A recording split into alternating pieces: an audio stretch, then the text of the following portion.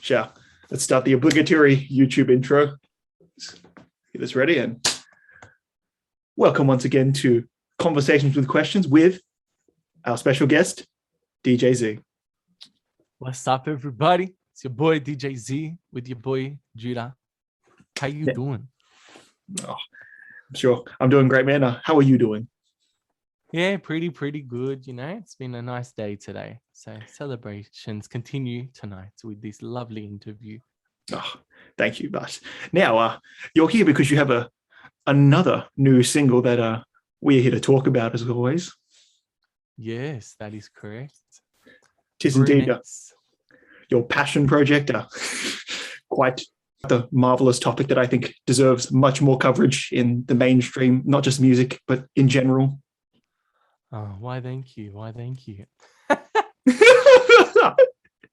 So let's just jump right into it with the questions. So, because I've heard the track, and I will say it does it goes slightly off the grain from our usual stuff, which is pretty awesome. But I was to say, were you a bit nervous branching out onto another genre, or did this just come very naturally to you? Yeah, well, so obviously with Brunettes, when you guys hear it, the sound is definitely more leaning towards club R&B and just like R&B. So it's definitely going outside of my typical, club banger sounds, which is like more club trap. I did have one R&B release on Wait and See, my previous project, which was called What I'm About with Lady P and Flip Tunes music. So I have ventured into it a bit before, but I've never dived in deep. But with this project, at the start of creating it, I had these big waves of inspiration right at the start with R&B music. And that was all I was pretty much listening to at the beginning of this year and the end of last year. So all I was creating for, I would say like 3 months was just R&B. And you'll see a lot of that to come on the album. But I think, it came naturally. It wasn't anything that was forced where I was like, oh, I got to try and do an R&B song. I got to try and switch that. It was just like, that's where my head was at that point. That's the sounds that I was influenced by. And I wanted to see what I could incorporate because I feel like it's very important when you're an artist to dive into different genres, try different things. But for this one, it wasn't like that where I'm like, oh, I want to try this. It was just, it came to me and I was like, this actually works. It sounds good, So yeah, I think, especially with this one, I was lucky enough to have Rashon J, who's very familiar with the genre, and that's most of his catalog, his R&B. So it made me extra confident to know I had somebody else alongside me who was very familiar with the genre. So I didn't feel nervous at all at the time. It was just, it all came naturally. It was a great process, and I can say with confidence that I'm very happy with the finished product. Yeah, man, you have every right to be. This is a tune and a half, just to put it very basically. But as always, you always put your nice spin to it. So it really feels authentic and not just like, you're like hopping genres or borrowing something. It feels like a tribute. Yes. Because thank you. I appreciate it. No, it's because you got to ride a fine line with that stuff. And honestly, you stuck the landing on it. Well, thanks, man. I appreciate that. I was trying to think of a surfing metaphor, but then I realized, I don't know anything about surfing at all.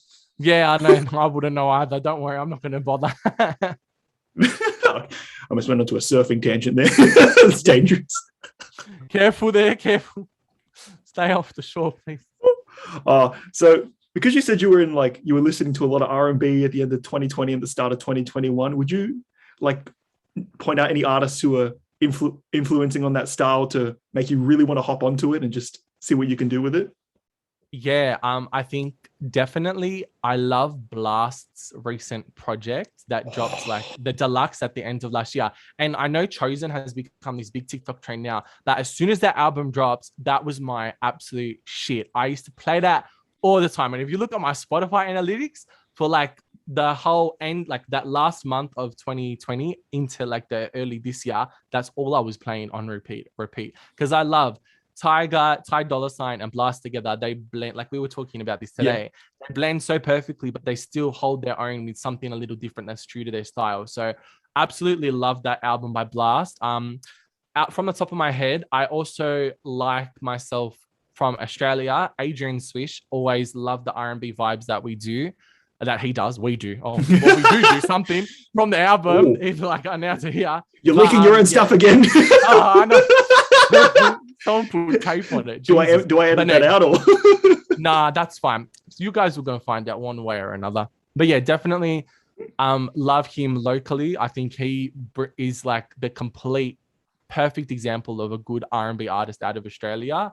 But from the top of my head, like other R&B artists that I really like, so obviously my Chris Brown, like you can't do no wrong. I grew up listening to Chris Brown ever since I was a young kid, and a bit of Drake here and there. But the whole genre in particular, like even Chloe and Hailey, that album last year, beautiful album. Godly Hour is it?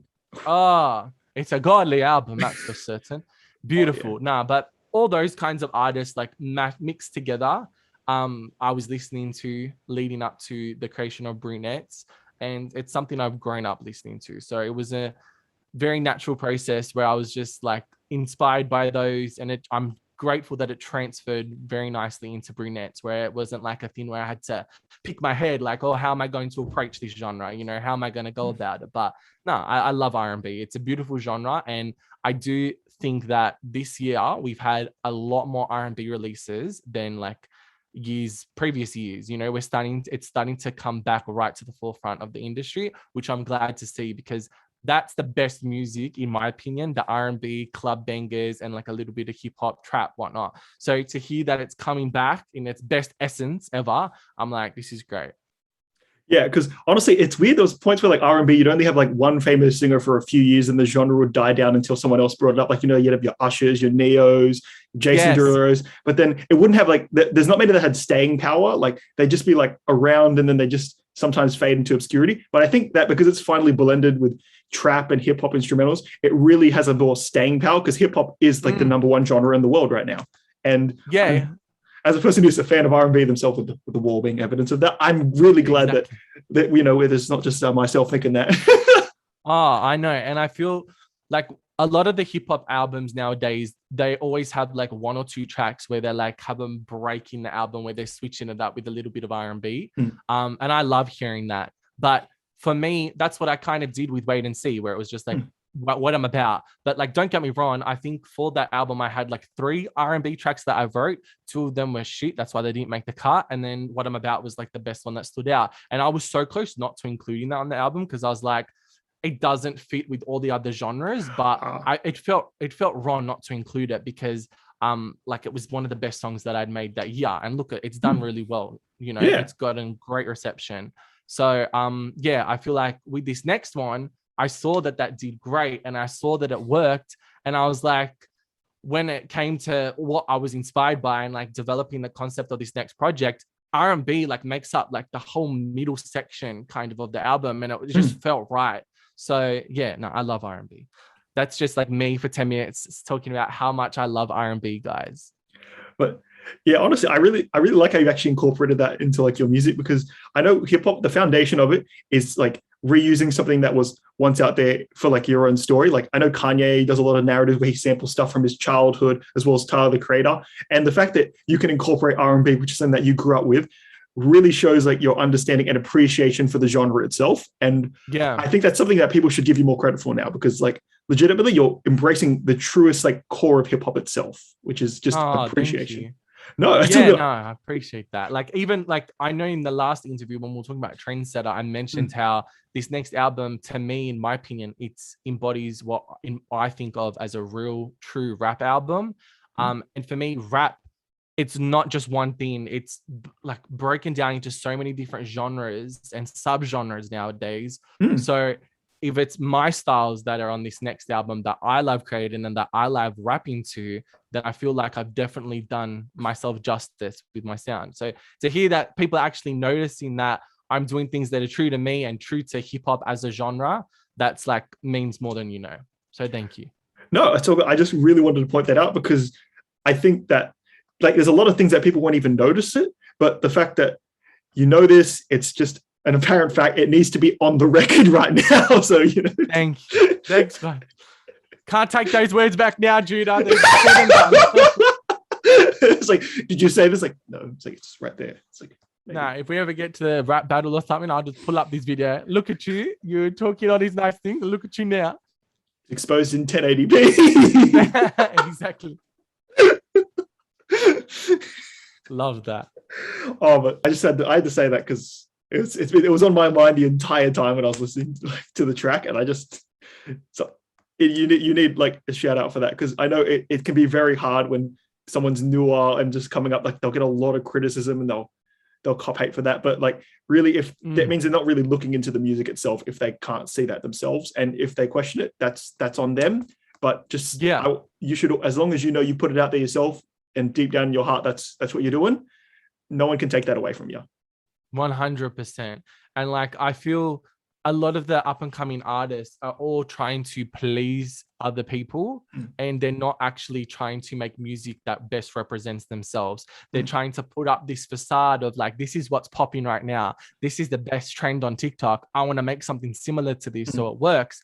Whereas for me, although I definitely have to consider marketing wise, if things are going to land well and be received great by my audience, at the same time, if the music isn't fueling me and I'm not enjoying what I'm creating, then it kind of defeats the whole purpose of what I'm doing, you know. And I've heard critiques for other up and coming artists where they're saying not doing something that they're born to do, or not doing something that is true to them.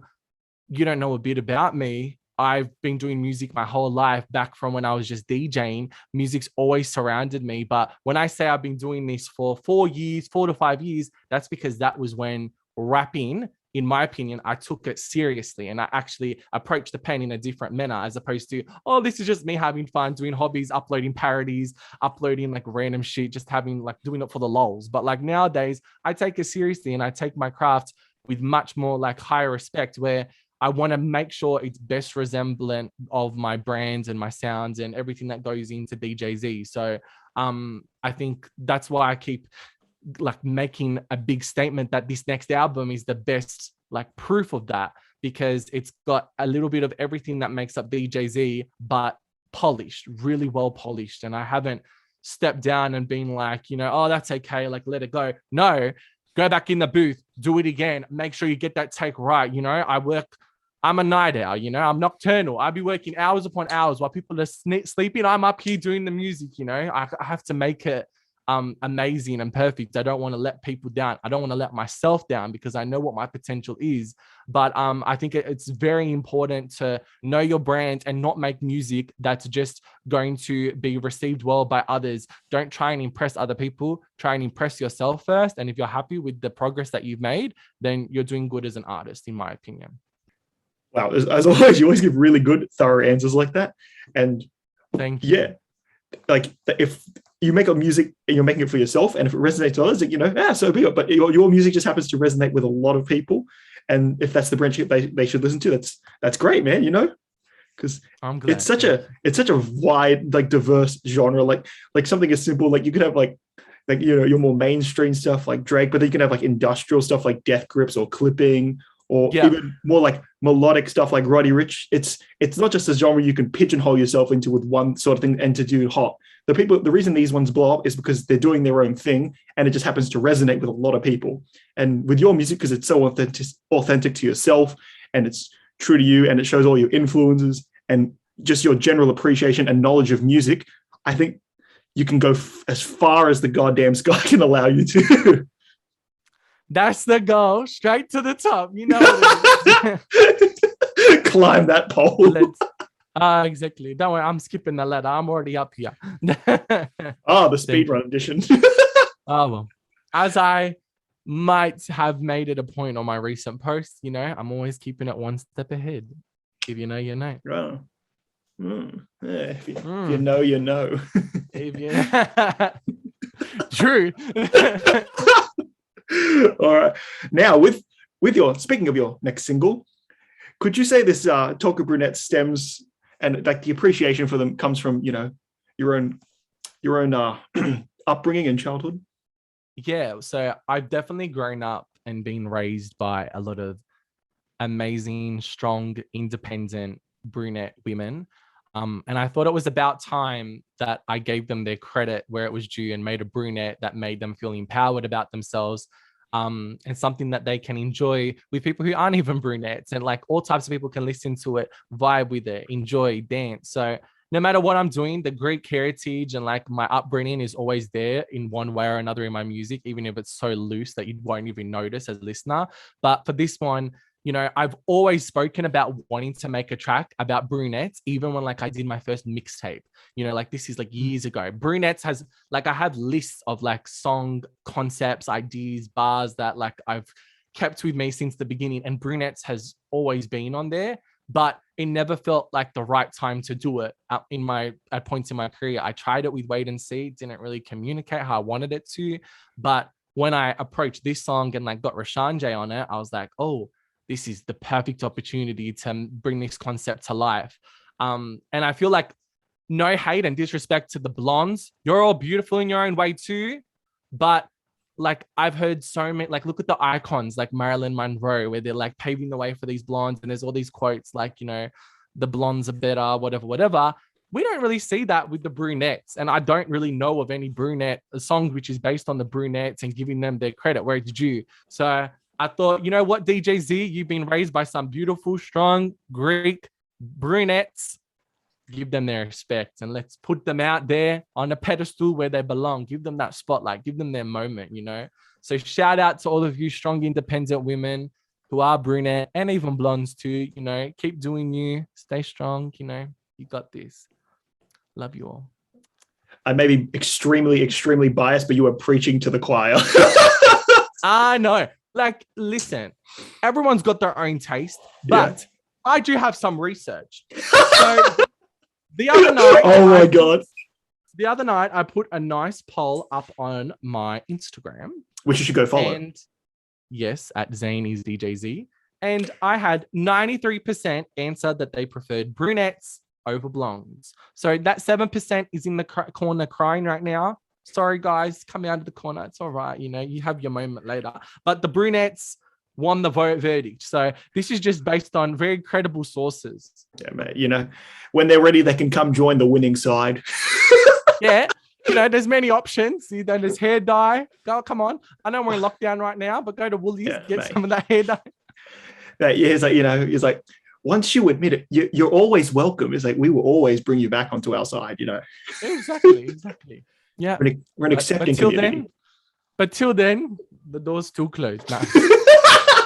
It's more like an elevator. It's upstairs right now, and when you're ready to press that thing, you can come and join us in the penthouse full of brunettes. But there's even like a lyric in the song. I don't know if I can remember off by heart, but it was like I've got these blondes up in my DMs, but I don't even read them. I keep them in requests because they are less than all the brunettes. I stay loyal to the best. Fuck the rest. Stay blessed. I'll confess the brunettes got me so obsessed. It is what it is. All facts. It's hitting me right to the core, man. My like mind is weird. Mate, it's all good. It's the all right. We both have tangent brains. They just they find something. Oh, it's like when we're not on a certain path. It's like, hang on, where is this going? Yeah, exactly. That's why I say I was very good at English. I was like top in English always. Hey, same. I was the best at bullshitting. Talking out of my like bum and getting something out of nothing. I'm the best at that, you know? English is bullshitism refined, which is why 100%. 100%. I was just the best at that. And like, you know, I'm a very convincing person, you know. If I want to like convey something to you, I'll make sure like you agree with me no matter what. Yes, mate, it's like you could come up with all these things and, you know, I can dismantle every single little line and piece. Yeah. That's also the lawyer in you as well. True that, you know. It's all in me, you know. It's just how I am. It's all coming together. So, you know, like there's a conspiracy theory out right now about DJ Z that he's just brainwashing you with his lawyer tendencies, where he's like making it like it's a court case. Yeah. Oh, have you heard of that? You know, he's just very good at manipulating you to think that everything's well put together. Well, if that's true, the defense is out to recess, and they appear to not be coming back. They come back. They died when they went to recess. So I shot them. No. Oh my God. Someone put tape on my mouth and only opened it when I have sanity in my head. All right, sorry. Oh, I'm sorry. No, I'm lucky. I have the questions that sort of keep me on track. I have nothing to keep me on track, dude. I'm calling your court. Innocent till proven guilty. I'm changing the name of my album. An uneven track that no one knows where we're going. the Tangents EP. Oh, oh, I gotta go. Oh, now with our Brunettes, was it made in the studio or during the many lockdowns that New South Wales has experienced? So luckily enough, so I wrote Brunettes at the very end of 2020, and I just made some refinements in January. Then I sent it off to Rashon because I knew straight away this is the guy for the track. He sent back me his vocals like a week later, and then I went to the studio that week after. So yeah, we're in the studio for this one, but there's actually a funny story behind it, which I did mention to you earlier. So basically, it was a weekend session. I'd already been in the studio the day before for 10 hours, recording like 8 tracks. But that was the day when I was very sick, when I was doing Trendsetter and all of these other songs from the album. And then at the end of that session, I went straight for dinner to celebrate my 20th birthday, then straight to the club to celebrate. So I got home very, very early in the morning, and then I had to get out to go back to the studio very, very early in the morning.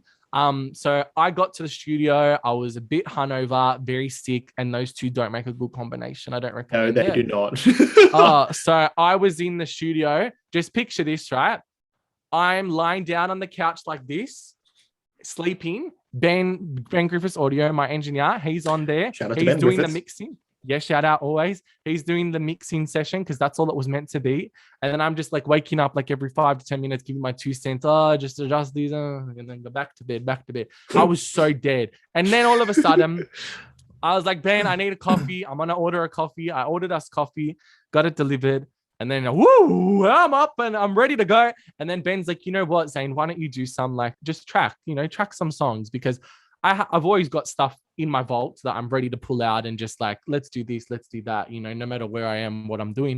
And then I was like, you know what, let's do it. So I get in the booth and I ended up recording 5 to 6 tracks. Some of them weren't very good because you can hear that I was going a bit weird. The coffee crazy and then the sickness and the hungoverness. Yeah, it did not add up. But Brunettes, I think Brunettes was the first one I did as soon as I got in the booth, and absolute vibes. I think I was on a real good coffee high, and I was just like, this is the best studio session. Oh my God, I was just so good. The vibes were there. Damn, I need someone to follow me with the camera.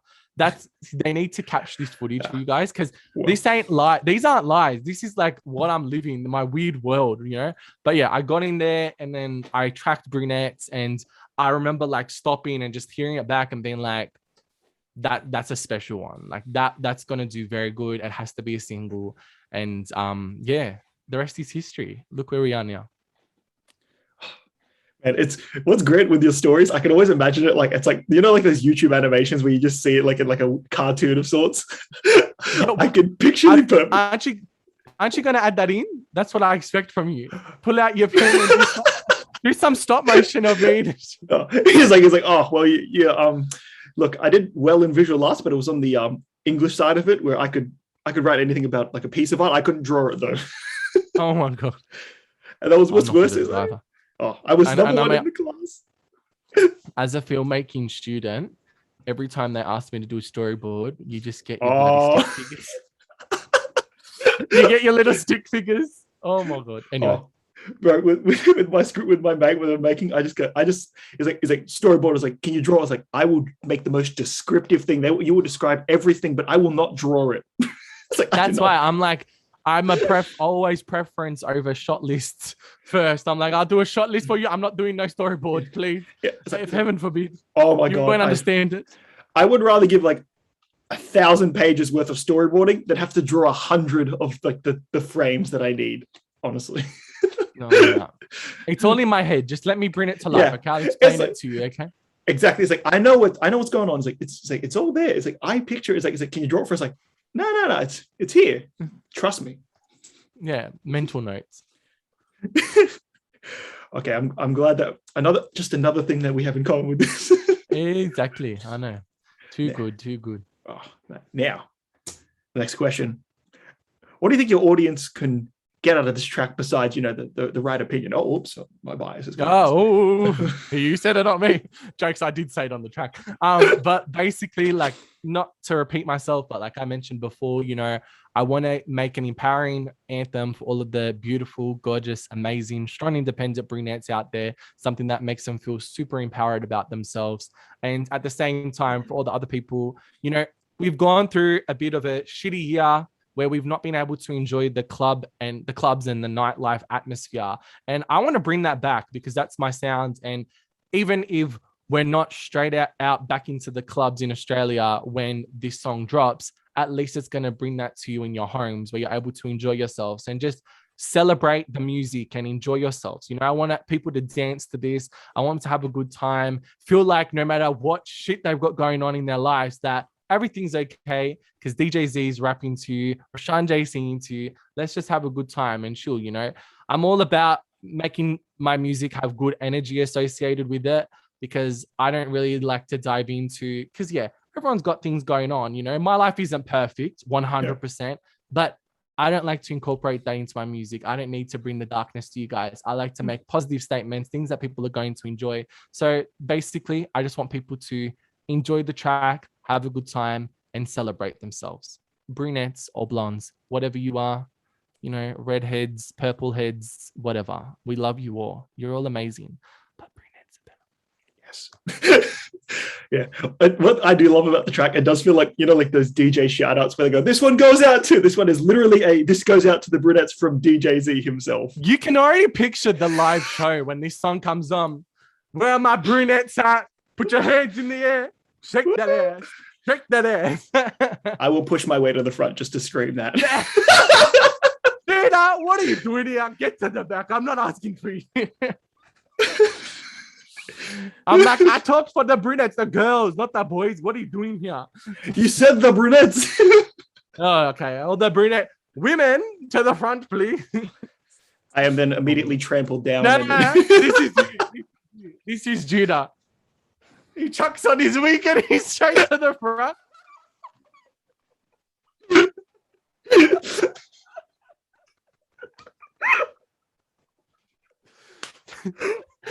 Oh, so I'm gonna have to add that to my shopping list now. So when I am at your live show, I can pull that off.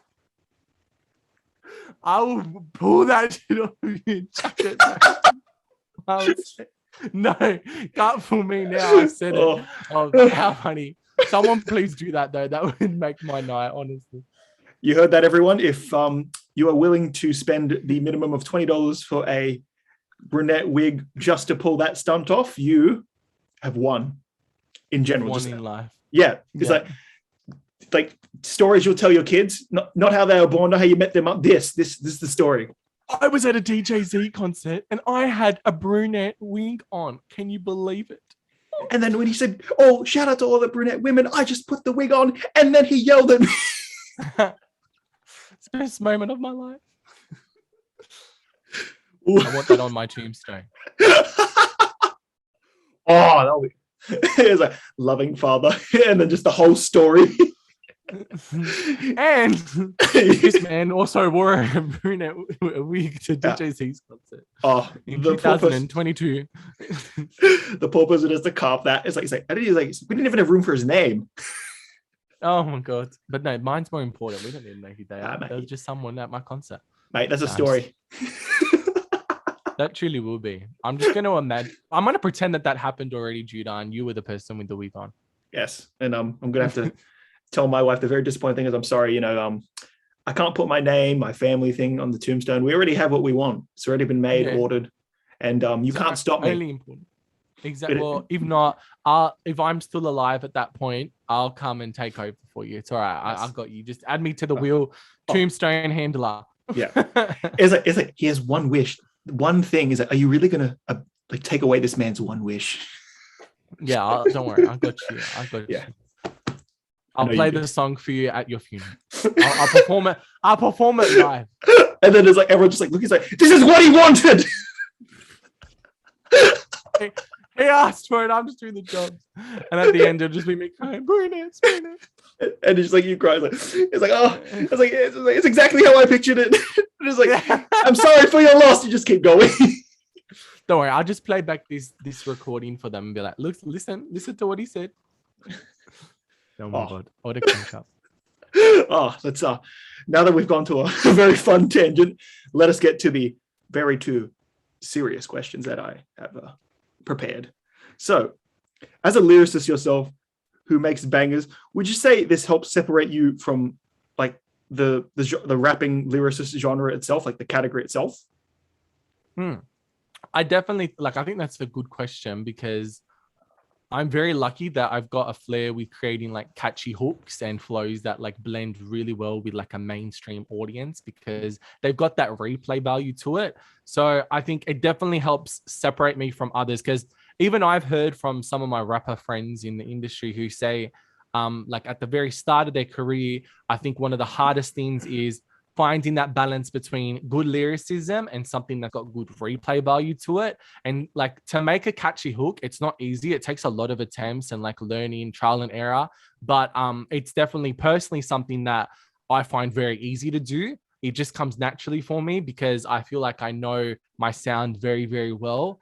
And I come in with a good concept. It's not like I'm just pulling out hooks out of nowhere. It's like I come in knowing this is what I want to communicate. How am I going to incorporate it in a way that's going to be something that I'm going to hear my audience at my shows rapping or singing back at me? You know, that's what I want. I want something that's going to have that replay value to it. So I think it's definitely important with whatever track you release, depending on like your intentions behind it. But if you've not got that replay value to it, you're not really doing yourself justice because people might listen to it once or twice, but whether they're actually going to come back to it to listen again and again and learn more about the song and get to know it more, that's you're like not able to do that without a good catchy hook that holds the song together. So being like based with a club trap kind of sound has definitely helped me improve that and separated myself from these other rappers because I'm not only making good rap songs with good bars, good lyricism, good flows, I'm making something that's a bit more memorable than per se others who don't like are missing out on some of those elements. So I'm very grateful that well, actually, no, I'm not grateful. I think I've worked really hard to perfect my hook writing, and it all goes back to me there tirelessly, night after night, like trying to come up with things that not only I resonate with, but my audience will, and something that they can take their, like, add themselves to, you know, and bring themselves into the music. So with this one, especially, you know, Brunettes, straight up, I was like, this is my intentions behind it. I want to make something that's going to attract all of the brunettes, make them feel empowered, but at the same time, it's catchy. So even if you're not a brunette and you don't relate to the song, you're still going to vibe with it, you know? So yeah, I definitely think it, like, in the world of all these TikTok dances where that like takes over the music industry, it's important to have that value to your music. And I feel like I'm slowly more and more getting to mastering that with each song I create and release. Yeah. That's a very good response. And because you've given your point on that, you did mention the word replay value a lot. And I have to agree that is one thing that can be missing from, like, you know, not like to discredit someone like a Lupe Fiasco or even like a Dax or something like that. But like you do need that one thing that separates you from someone who's just a good lyricist like that, because that is one thing. But would you say, like, you know, like it could be the flair and like the production, because your production is always very personal and catered to your sound and your style. Would you say something like that is missing from a lot of the people who are more lyrical on that side? And that's probably what could be holding them back from like more mainstream appeal, and why a lot of people can stay underground for like literal years.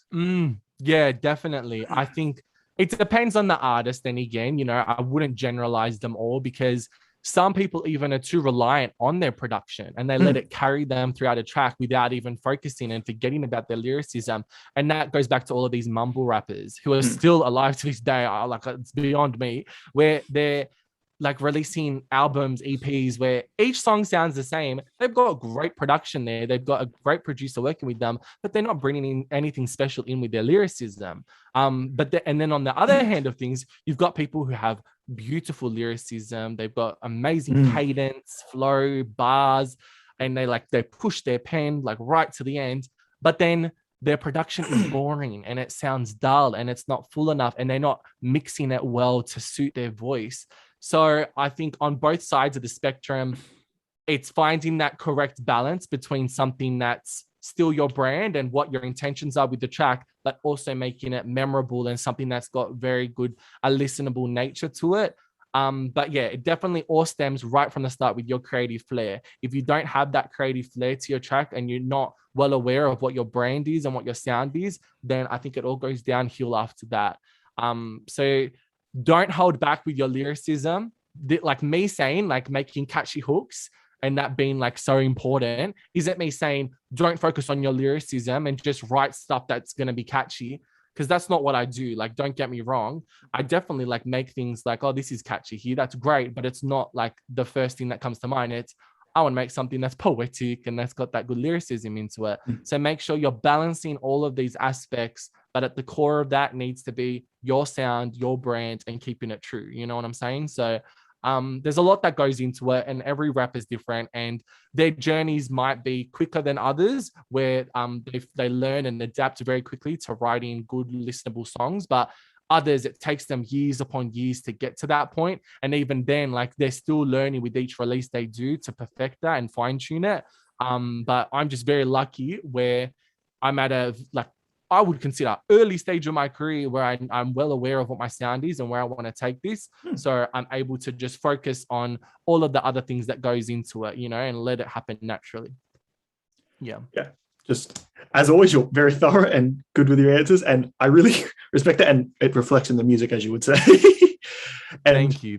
Because it's hard, because, you know, like there's a lot of rappers, I'd say people who balance perfect like lyricism and like production where like they don't compromise their vision on that would be Pusha T and like Freddie Gibbs. Like they like it's never compromised their vision, and it blends it well, like because they find like a good, because they have a producer they're like friends with, like he always has Kanye, and then Freddie Gibbs can have like either Madlib or the Alchemist himself, the legend himself, or even someone like Boldy James as well. Like I've started getting to him, and his connection with like Alchemist is what makes him a bit more appealing. Like it's still sometimes that can be more underground, but then still at least it's making a sound that doesn't feel like it can be tattered down that production. Like you go, oh, I really love every single bar here, but it's like, I don't want to re-listen to this. Like I love Black Thought. He is, I think, legitimately a top 3, maybe even like top 2 lyricists of all time. But depending on whether he's with the Roots or he's doing his own like solo project, the production will not always be as amazing as he is, and that's what's really hard to find a balance between. Or even someone like Lupe Fiasco as well. Yeah, and I feel like that's on one side of the spectrum, but if you look at the opposite side of the spectrum, one of my biggest inspirations and someone who I've definitely learnt a lot from sound wise, Tyga. He had an amazing run. I think it was like 2018, 2019, where he had his legendary album drop.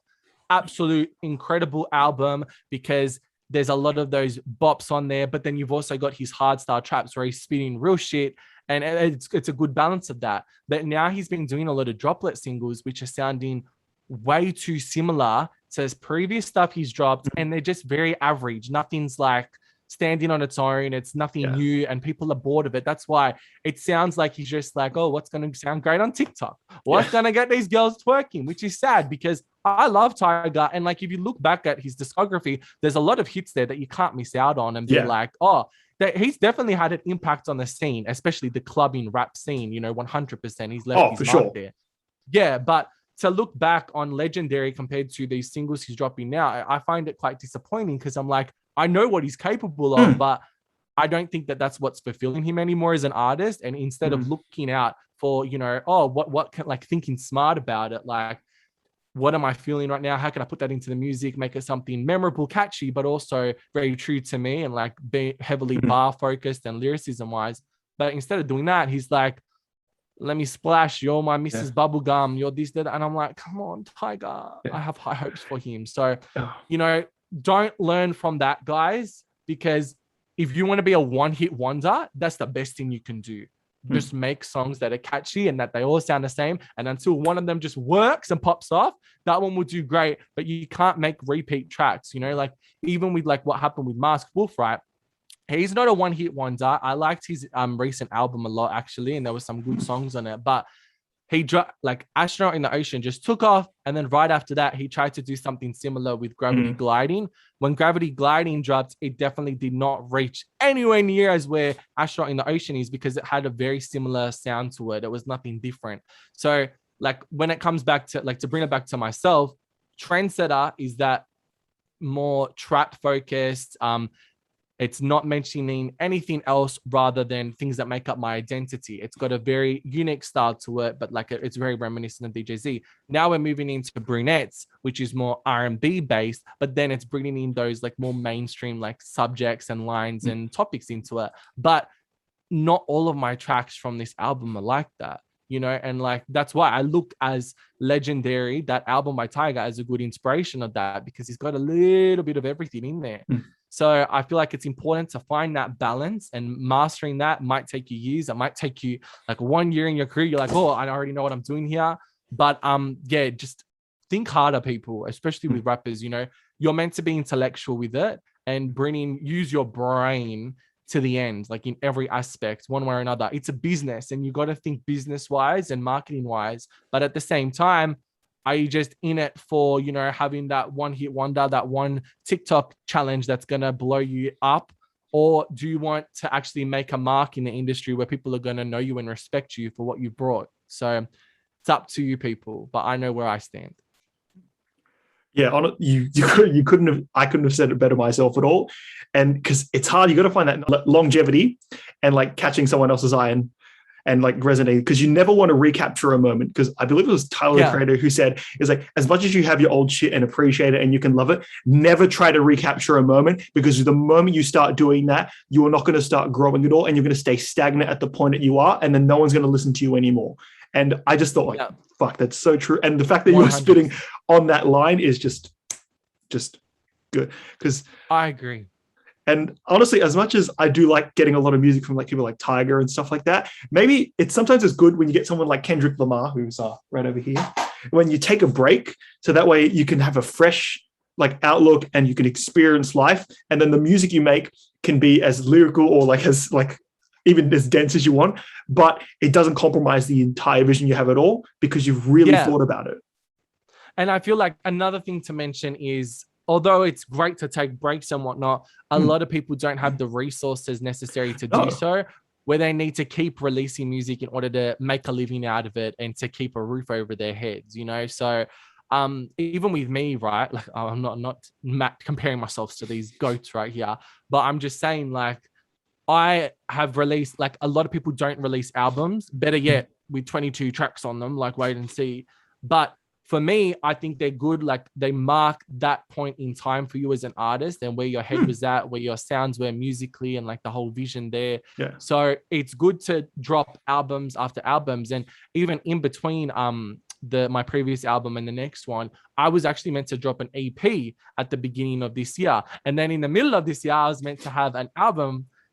And then next up, there's this album. So my mind's always working on like new things and that, but I never stopped to take a break. So I don't know what it's like to be like someone like Kendrick, take a break and step back and be like, oh, this is where my head is at. I'm always go, like, what's next, you know, and I'm always looking out for what's next. But I definitely think after this next album drops, that's what I'm going to do. I'm going to take a little bit of a step back, let the music speak for itself, see how all of the singles do, and there'll be a lot more to come from that album after that. But yeah, I need to take time with myself as an artist to see what's next in this chapter, because I never want to let myself down. I want everything to be better and better and better. But as I keep setting these new standards for myself, it's getting harder to be like, okay, so what's next? So I just want this album to make that statement, let people enjoy it, know who DJ Z is. And I'll definitely always be doing features and that on the side. And like, there's definitely live shows to come, music videos to come, all those things to be excited about. But if I kept, like, that's why I don't drop so often in comparison to other artists. A lot of them are doing like monthly drops, singles that just run throughout the entire year. Like Trendsetter was my first single in almost a year, like solo single. Yeah. So I put a lot of thought behind it to make sure everything's perfect and it's going to fit what my plans are as an artist. And I would never release a single so closely after another, but Brunettes just felt right to drop when it's dropping. So, and because it's so different to Trendsetter, it doesn't take away from that. It actually adds to it, you know, that's in my opinion. So, yeah, like back to what I was saying before, you just got to give it a lot of thought. And There's a big thought process that goes behind my shit. I'm not just there, quick drop this, like, I just quickly made that. Let's pop it up on SoundCloud and make a fuss about it. No, what's gonna, make a better statement and be a good representation of DJZ, Sorry, I go on, but no, that's why we have it. That's why I call this segment a conversation instead, because it's really just people like hashing it out and getting their thoughts out. And because you're always so clear with it, I love to hear it. Thank you. And like, you never know when your inspiration will come and go. Yeah. And like a lot of people suffer writer's block. I haven't experienced it like as of yet. Musically, I feel like I've just always known where my head was at and like where things were headed to this point. But to avoid that, definitely after this album, not being like, okay, what's the next album? But like being like, what am I going to take this now? Is something that I'm planning to do. But I said the same thing about Wait and See, and look what's happened. So, but it works out well. I let life take me on a journey, No, but honestly, I think with the quality that you put out, you actually have the luxury of taking a step back, because people still have your music to go to. And then even then they can re-listen to stuff if they want more, because that's the thing that's wonderful about music. You don't just get one turn of like, oh, well, I can't listen to that again. Oh, well, that was my first experience. Exactly. And that's why I'm very selective with my singles that I drop, because each of them, especially with this album, it's like, this one tells this story, this one's this different aspect, this one's another side, another sounds, whatever. But they're all going to bring together each element that makes up this next album, so that when you get to the album, you're going to get the full picture, but you already had those little tastes so that you got an idea of what's to come. You know what I mean? Yeah. So when you hear this full album, there's going to be a lot more singles that I didn't drop before the album that are going to come after, because I think there's a lot more to show on there that needs to also have its moment. But I love having, like, instead of just doing single, to have things in a body of work that tells a story is super important to me. So I'm glad that I'm able to make the amount of songs that connect together in some sense, so I can put them on a track list that like works. So yeah. I love my track list. I'm a big like fiend for that. Like, if I'm listening to an album and I'm like, something just doesn't feel right at this point, like, why was this after here? It honestly pisses me off, because like, if you ask people who I work with, right? The thing that I do, and this is a tip for new up and coming artists, whenever I write songs for an album, I put them down on little post-it notes or like little pieces of paper, every single song without like the features on them. Okay. I hang them all up on my wall, and like I leave it there for a week or so just to take in and like look at them. Then I come back, we're at a point where I'm feeling inspired. Then I'll order them in this like track list of what I think will work musically and like story wise. Then I go listen to that. Then I come back, I write down all the feature names to see how the features are spread out, how that sounds musically, make little adjustments of the order, go back. That is a continuous process up until the release. Like the track list that stands right now for this next album, it's going to change. I'm not 100%, because although I promised myself, oh, this is fine, this is perfect, my mind's always going to change one day or another. So it's important, if you're going to do an album or even just an EP, making sure that the flow that you've got going on there is telling a story in addition to each of the songs by themselves, And if you can do that, I have much more respect for you as an artist, because it's very difficult for some people. Yeah, because it's you can put out a body of work, but then if there's putting a body of work with a narrative, it gives it a bit more replay value, as you said, which is another key part of your music. Come back to it, yeah. But it just has a flow with it. Like it'd be like if you shot a movie out of order and then you made someone watch it. Then like, why would you want? Like, there's movies where that works, but like this is music. It's not like that, because you're communicating a feeling rather than showing like a story. Sometimes it's like it's an underlying story, like the emotions of it, but then like. That's why you need it like to be coherent, and so it all makes sense. Yeah, 100%. Very true. Yeah, but yeah, we this is has been a nice long tangent segment that gets it, But it gets people to know you, so they got some more footage. They got to, who is DJZ? Yeah, one day you'll find out here, right here. I'm just speaking my mind. Once you've made it is when that guy who does the life of the before the fame, that's the guy, the Michael. Yes. Oh God, maybe I don't want that. Okay, bye. He's like, had a Minecraft gaming channel. I shouldn't have mentioned that to you. I knew you were gonna bring that up. It is what it is, you know. Everything is part of the journey and like getting you to where you're meant to be. So no complaints here. No, I'm not embarrassed about it. Yeah, but honestly, like your story is just honestly like extremely interesting, and the fact that like it even reflects in your music is just enough of itself. It's just an added bonus, the lore expansion. Yeah, exactly. So, now we got the last question, which is a bit of a doozy as it is what I thought of on the last spot. So, this comes to just as a music critic and just you as an artist. I'd like to get your perspective on this. What is your general take on just like music critiques that exist out there, whether it's like, articles or YouTubers or even just like Instagram or Twitter people like just saying stuff? What would you say is your general like perception of them? Difficult for me to say because I'm very different to other artists where they rely heavily on like, okay, what are the critiques? What is the response? And they base their music off of that. For me, I always remind myself right before I drop a track, I'm 100% fine with it. I love what I've done here. I have nothing that I would change about it. So if anyone thinks different, that's cool, but I disagree. But you don't have to, I know that not everyone's going to like my music. It's not for everyone. Everyone's got their own taste, and like some people are more judgy than others, but I respect that people are putting out their opinions, but if it's not constructive critiques and if it's just plain hate comments or shit like that, we've all dealt with it. Like, cool, great.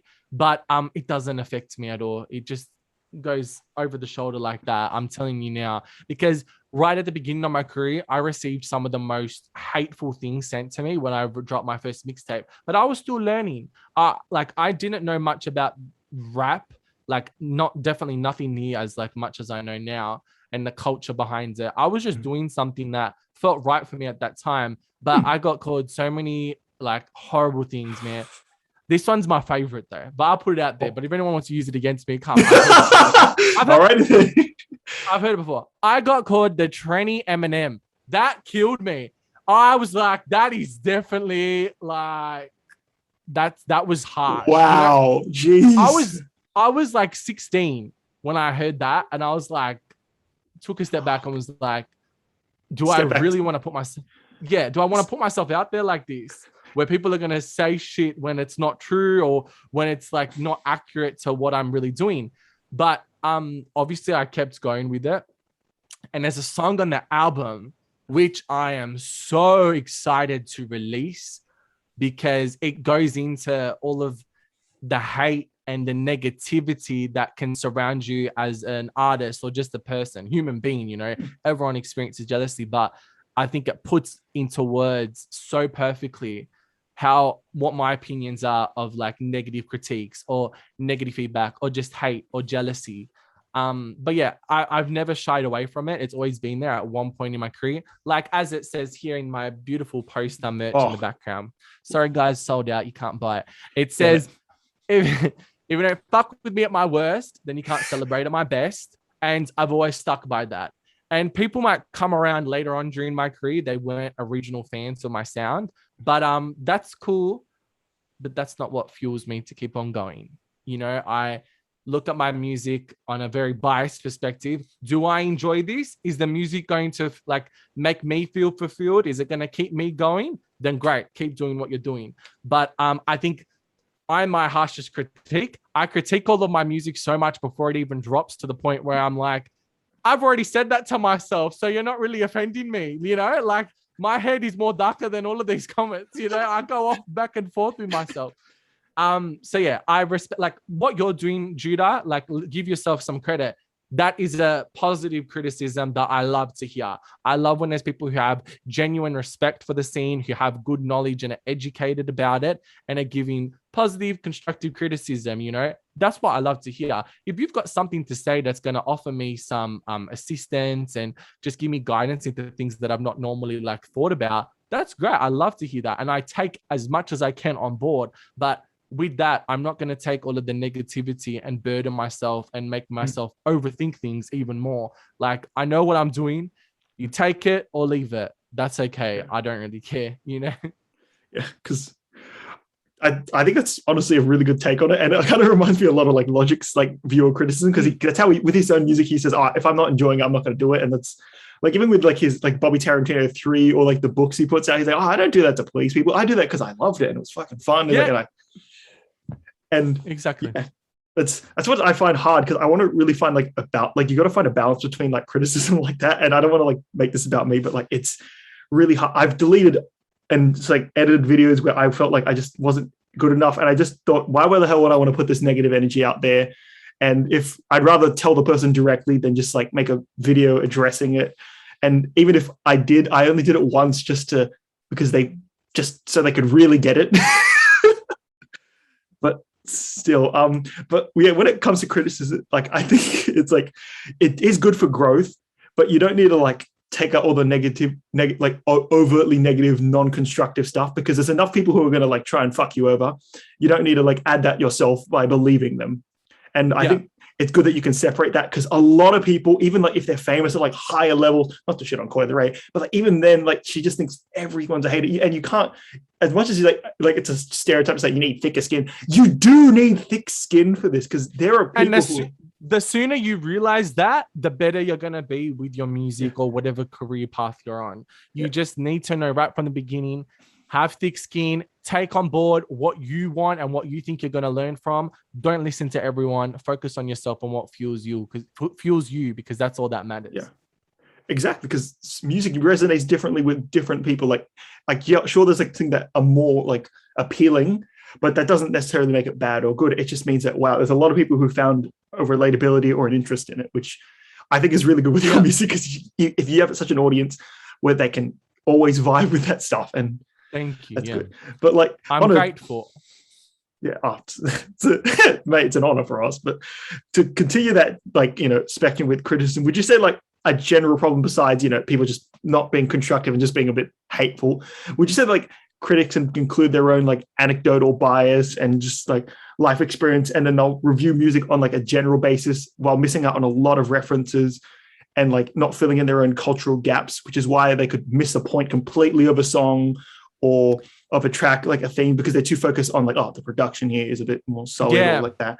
Because I don't like to call out people like that, but I feel like there's times that you can miss the mark. Like, for example, as much as like not everyone in Australia is like an NBA fan, there's a lot of great NBA bars in rap that not many people will like catch an eye at, because they're not invested in the culture. Yeah, and it doesn't make the music worse for that. It just means that it's their own experience. Exactly. And that's why rap is such a beautiful thing, because people are telling their stories, and whether people understand that or not, it's definitely dependent on the external and internal context that they share. And if you're not aware of that, obviously you're going to have a different opinion on someone's music, because you're not going to see all the meaning that's gone into it. And that's why I think stuff like Genius Lyrics is so amazing, because you're able to go in and like see all the annotations and go through and read more and find out things that you didn't think of or didn't pick up on, and be like, so that's where they were coming from. And especially with my music, like, a lot of things are going to fly right over people's heads because they're not going to understand where I was coming from. But if I stand there and like point things out to you, then you're going to take a moment and be like, oh shit, that's what he was spitting about, But it's important to know about artists and not just focus on whether the production or their voice is good. Rap is a form of storytelling at the end of the day, and it always needs to be have an emphasis on that. So if if they're not telling their true story on their song, and they're just making it because it's got a great beat or because they want to drop something and get like money from their streaming revenue, yeah, good job with your 10 cents. But if that's what you're doing this for, as opposed to focusing on the storytelling aspects and not telling your true story, and you're putting up a facade just to make something that's going to be easily digestible by your audience, then I think it's time to reconsider what you're doing, Speak the truth. 100%. And honestly, I wish that more people had that approach, or like even just understood that, because even then, like, people can be really so stuck in their ways. Like, no one likes to admit, oh, I'm wrong. Like, and it's like, bro, it's like, if you're wrong, that's good. Grow from it. And like, if you acknowledge it, like, that's why mistakes exist. They're growing and learning experiences. And everyone makes a lot of mistakes in their career, and they always look back and be like, oh, geez, I wish I didn't do that. But it depends on how your outlook is on things like that. I always look back and be like, okay, never do that again. How are you going to improve it and make sure that you don't make the same mistakes next time, you know? So you got to have a very positive, strong outlook on your career as a rapper, an artist, anything in the creative industry. Because if you don't have that holds you and like the core together as a whole, then you'll slowly break down and you won't be able to get yourself back up again because people have shot you down, basically. Just you never miss, man. It's legit. It's a hit or miss, and I've been making these hits, like. Oh, I know. I said that I could get that out of you. Come on, that was one of your favorites, wasn't it? I was. That's why I was spurring you for. I was like, come on, if I said it, Willie, and he did. No, I love that track. Shout out to Sahara. God bless. God damn. Yeah, but honestly, every conversation I have with you is a fucking pleasure, and everyone is quite privileged to have to get this insight on you. And you know, most artists are either recluses who stay away and they don't make music for 5 years. Oh, jeez, let it out, Judah. We can tell you got a lot of feelings about that. No, I love Frank, and he can take his time. I respect his vision. As long as you're taking time for good reasons and coming back with something strong, then I'm fine with that. But if you're coming back and gonna give me nothing good and just give me the crumbs, then no. Yeah. Go back. I want the whole loaf. Oh, I want the whole meal. I want breakfast straight to dessert. Telling you now. The full English breakfast experience. Literally. Yeah, exactly. Oh, I know the audio is going to be fucked for that screaming. Every time he's just going to have to lower himself screaming. He's going to have to automate it like this. Or I'll subtitle it inaudible Frank Ocean squealing. They'll get the point right from that, yeah. But I'll just do one quick bonus question before we head it off. So that, you know, because we've just done something serious, we might as well let the audience just have a nice, relaxing thing. There's still a lot of artists who haven't released this year. And despite how great this year's been with a lot of music, who are 3 people, I'll just limit to that so it's quicker, 3 people who say that they're going to release projects who you're anticipating from. It can be from any genre, just in general 3. Okay. Well, number 1, I was excited to know, besides all of the shit that's been going on right now with the testicle debate, she said that she's dropping something, and I feel like there's nothing notable in female rap right now, like lyricism wise.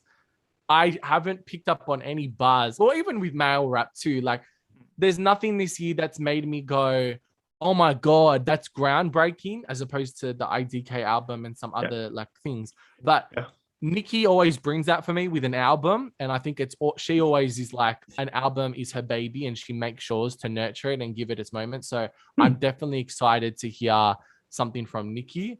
Who else? I know a lot of people are excited for like a Travis Scott or a Kendrick album. Utopia. Yes, I know, that's everywhere. I would love to hear that. Is it like something that I'm like dying for? Probably not. Like I could do with or without it. But like it'd be the same like as Drake and like Kanye. All the hype around it kills it for me. To the point where I get it, I'm like, oh, did I really need this? Like to be fed? Like, nah. So I was excited for Drake's album though. I was very excited for that. Not the biggest accomplishment though, in my opinion.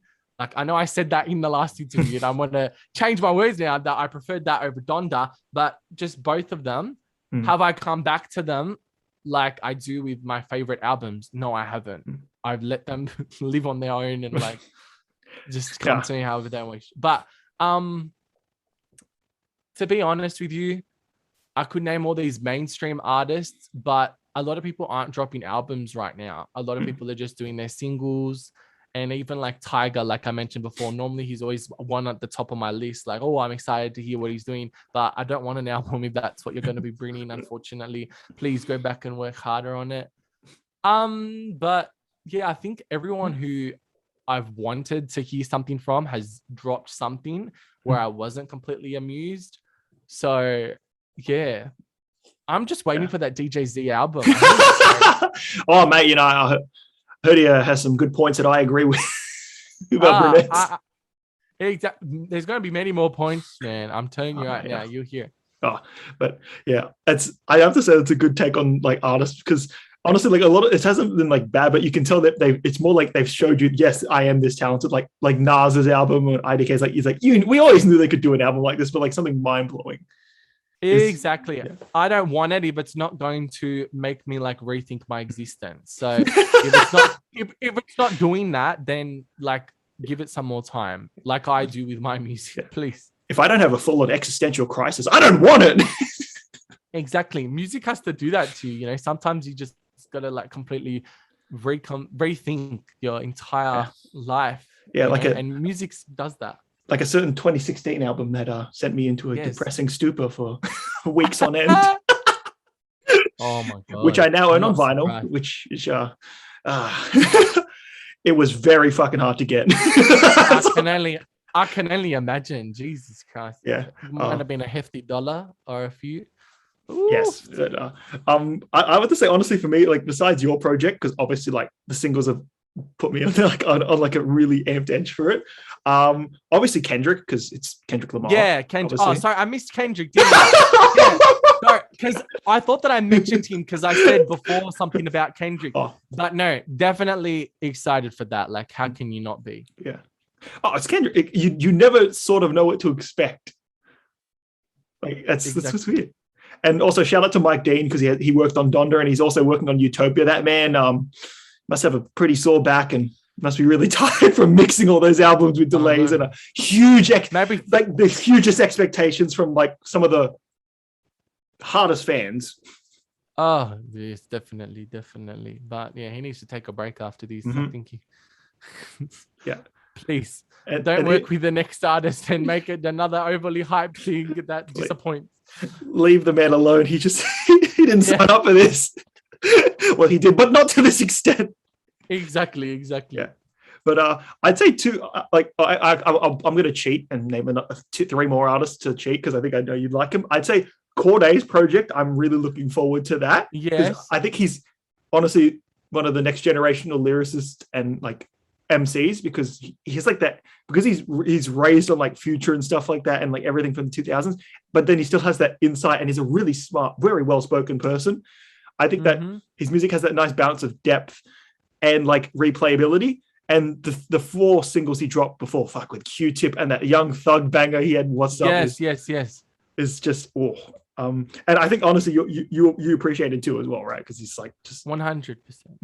And two more from the Dreamville camp is Jid's The Forever Story, and that's just because we stand Jid and we love Jid. He doesn't. You met him, right? Yeah, you did. Yeah. Yep. I remember that story. And because I love Atlanta sound, and he's purely just that encapsulated with like still modern and old. And yeah, Earth Gang's album, because they're the ghetto gods, and that's just they're another bias of mine that like I like. I don't. It's like choices. Thank you. It's because it's like Earth Gang feels like Young Thug and Outkast, and then you put like Future's like acid rap on them, and then you that's. But I don't know. There's not many like. I find it difficult because I feel like this year, and I just say this as someone who is like very on top of their music, and I listen every single week. I'm like the first on all of these new releases, making sure I know like what's new, what's fresh, what isn't. And I feel like, to be honest with you, this year has been kind of disappointing. Like there's like when you ask yourself like what are the 10 best songs from this year, or like what are the 10 best albums, I find it difficult to even like mention like 3, because nothing really, like nothing stands out to me. Like, oh well, album wise, probably there's nothing that I'm like I listened back to front and love every single thing on it. You know what I'm saying? So I hope that there's faith for the end of this year, and that someone just comes through with something that's going to be absolutely mind blowing and change my whole opinion on this. But 2021, I think 2020 was a very good year for music. 2021 is kind of like dragging on last year's music, but not really adding anything new to it, you know, sadly. Yeah, that's fair. I honestly loved it. Also, I'll just add two more things with the thing that is, as much as Nicki's drama is a bit hard to see, just think Kanye had a very similar outburst in 2018, and then he released Yay, which is awesome. So if Nicki releases her Yay sort of thing, Republicans. No. They're gonna be streaming. I'm telling you now. Oh, yep. It's gonna be Nicki going My Republic with the American flag on the cover. Have you seen the Nicki flags? Yes. Have? Where's mine? I'll put one up on here. That's funny. That's so iconic, though. They're amazing, and people are even sticking them on the back of their cars, on their windscreens. I don't know how they got them so fast, so quickly, and they actually look good. Like this, like they're not like really lazy put together. These are like graphic designer looking posters. They're good. I want one. So, please, Christmas, I'm telling you right now, someone buy me one of those and get me one with Tiger on it too and Eminem. Yes, thank you. And also, because we did talk about Drake and Kanye, there's one person who's interconnected who has two projects on the way that are coming for both of them in a sort of very special way. Which, but I'm looking for, because they're both executive produced. One's by Madlib, the other one's by like Pharrell Williams and the Neptunes, which is, I think, sonically, I'm more looking forward to Madlib one. Yeah, I'd probably agree. Yeah, because I with Pharrell, it's either he has like some of the best music or it's just like a bit abstract. One second. Oh, okay. Continue what you were just saying about. Repeat what you were saying about Pharrell. I love Pharrell. He can have some unique sounds and his sampling is amazing, but there's sometimes where it won't work, like that very weird song he had with Jay-Z this year about billionaires. Yeah, Pharrell is someone who's a hit or miss from me, and like, I don't know. Yeah. Weird as a producer, some of the things he does very unique. Let's give him that. Like he made Sweetener, but then he also made Stir Fry by the Migos, and then he also did the entire back catalog for Clips, which is like versatile. Like I still say this as have your feelings about Pharrell. The man still does not get enough credit for how long he's been around and for how much he's like actually done. It's amazing. Like that's true. And it shows with Pusha T literally supporting him and starting beefs with like random people just because of Pharrell. That's how like good he is. And even Tyler, like the fact that we wouldn't have like the style of production that he has if it wasn't Pharrell and like someone like Kanye and stuff. Yeah, you're right there. Yeah. So as like I get it. He's not everyone's cup of tea. Trust me, I've listened to like his entire back catalog. I can tell you, like, I'm not gonna like be like, oh, it's Pharrell. Of course, it's gonna be good. Like it's. Hit or miss. Yeah. But yeah, we gotta pay respects to him, and we also gotta hope for that Yay type Nicki album where it's just insane and raw and just like honest. And I'm praying, honestly, we need that. This is what rap is missing out on right now. And if she can bring that and like talk her shit, because there's been a lot of people talking on her name poorly, like since her last album. Then and if she addresses all of that, then I think she's definitely gonna mix things up for the rap scene and bring it back to where it needs to be. But I think a lot of the people, when they just give birth, their next album might be more like reflective and they've got different personal views on life. Personal. So if it is that, cool, that's great, but at the same time, I don't think that's what people want. People want her to just go ham on all of these people who are talking shit and show them how it is meant to be done, you know. So fingers crossed she does that. I feel like she'll do a balance between like vulnerability and just like heart, like taking out like critics and stuff like that. That's the pink print though. The pink print is all of that in one. Although I'll leave it with one thought. I don't know why I had this weird thought. If she got the Griselda Camp sort of production and she went like grimy as fuck, like that would be like, and she just spits, because I've heard Amani Caesar, like if she has a voice like very similar to Nicki's, I thought Nicki would actually sound really good on this.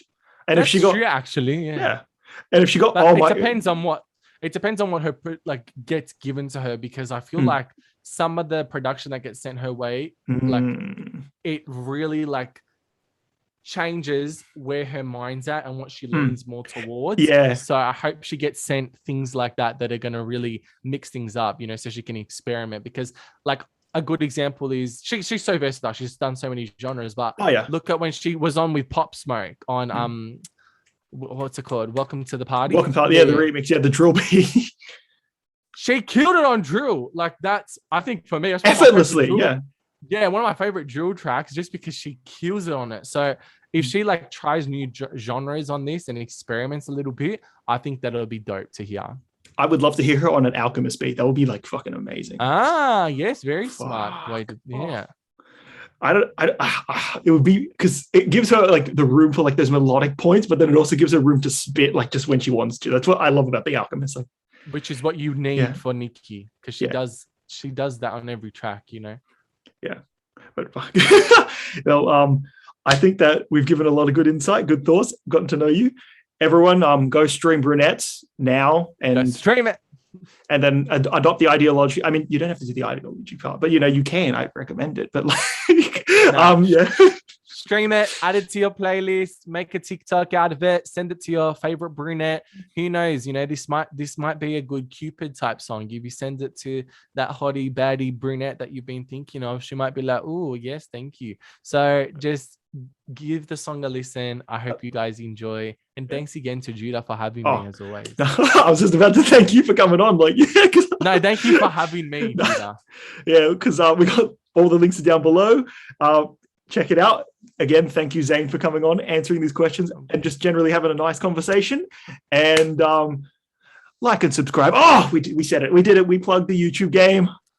Like, subscribe, comment. You know what to do, people. I'm glad you said it. I didn't have to, because Jesus, every time I hear that.